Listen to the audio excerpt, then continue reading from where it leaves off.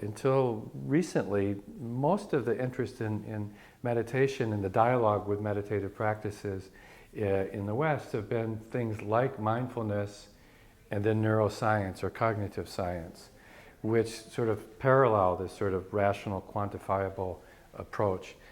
And this is important, but it leaves out a lot of things in the Buddhist traditions. And what we mean by imaginal worlds is the faculty of seeing things in terms of images, seeing things in terms of images which are perhaps not objectively there. We might think of visions, we might think of dreams, we might even think of, and this is in the program, cinema, films, etc.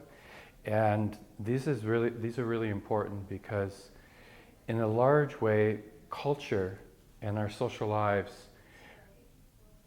involve the ways that we think and that we feel and that we envision the worlds that we live in and the worlds that we could live in. And this is part of what one part of the Buddhist tradition is about visionary experiences and the cultivation of visionary experiences in meditation as well as in things like dream yoga. And one of the things in the program that I think is really interesting is we're going to have David McMahon talk about visionary practices and early Mahayana, and then we're going to have somebody come and talking about the visionary experiences of people who have returned from the dead in Tibetan traditions, which are often illiterate women, in fact. But they bring in this sort of visionary voice.